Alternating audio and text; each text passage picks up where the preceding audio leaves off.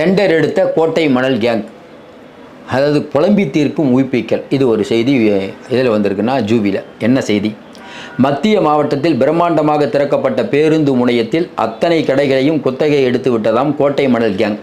கோட்டை மணல் கேங்னா உங்களுக்கு யாருங்கிறது சொல்லாமல் தெரிய வேண்டியதில்லை.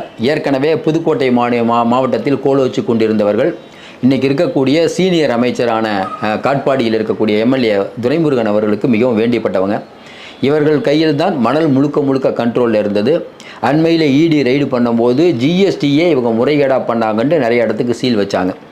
அதுக்கு பிறகு பார்த்தா சீலை ஓப்பன் பண்ணதுக்கப்புறம் இவர்களுக்கே கொடுக்கணும்னு சொல்லிட்டு துரைமுருகன் நினைக்கிறாரு. ஆளுகின்ற மேலிடம் அவங்களுக்கு கொடுக்க வேணாம், வேற ஆளை வச்சு டீல் பண்ணணும்னு நினச்சி பெரிய பஞ்சாயத்தெல்லாம் ஆனது நமக்கு தெரியும். இப்படிப்பட்ட சூழ்நிலையில் தேர்தல் நெருக்கத்தில் நிர்வாகிகள் ஒரு 4 வருஷமாக எதுவுமே சம்பாதிக்கல. இப்போ திமுகவோ அதிமுக எந்த கட்சி ஆதிக்கம் வந்தாலும் அங்கே இருக்கக்கூடிய நிர்வாகிகள் இப்போ கவர்மெண்ட்டில் வந்து கடை கட்டுறாங்கன்னா அவங்க வேண்டிப்பட்டவங்களுக்கு கொடுப்பாங்க. இப்படி தான் சம்பாதிக்க முடியும், அப்போ தான் எலெக்ஷனில் செலவு பண்ண முடியும். இப்படிப்பட்ட சூழ்நிலையில் இன்றைக்கி மத்திய மாவட்டத்தில் பிரம்மாண்டமாக திறக்கப்பட்ட பேருந்து மையத்தில் பார்த்தீங்கன்னா கடைகள் மொத்தத்தையும் இந்த கேங் குத்தகைக்கு எடுத்துட்டாங்க. யார் இந்த கேங்கு? கோட்டை மணல் கேங்.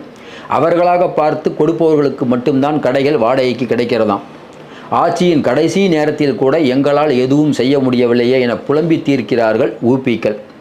அதுவும் இல்லாமல் அருவி மாவட்டத்தில் முக்கியமான எல்லா டெண்டர்களையும் 3 எழுத்து ஒப்பந்த நிறுவனம் தான் எடுக்கிறதாம்.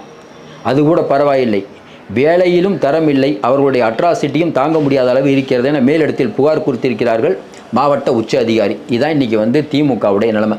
திமுகவுடைய நிர்வாகிகள் சம்பாதிக்காமல் பிஜேபியில் இருக்கவங்களுக்கெல்லாம் டெண்டர் கொடுக்கறது, இந்த மாதிரி இப்போ கோட்டை மணல் கேங் அவங்களுக்கெல்லாம் கொடுக்கறது. திமுக வரக்கூடிய தேர்தலில் பணத்தை கொடுத்தால் கீழே போகுமாங்கிறதே சந்தேகம். ஆனால் நிர்வாகிகள் அவ்வளோ பணப்பசியில் இருக்கிறார்கள். திமுக ஒரு மாபெரும் தவறை செய்து கொண்டிருக்கிறது. ஏற்கனவே கவுன்சிலர் பாதியில் முட்டு சந்து கொண்டு வந்துட்டாங்க. காவல்துறை முழு முட்டு சந்துக்கு கொண்டு வந்துட்டு எங்கே போய் கொண்டிருக்கிறதுன்றே தெரியவில்லை.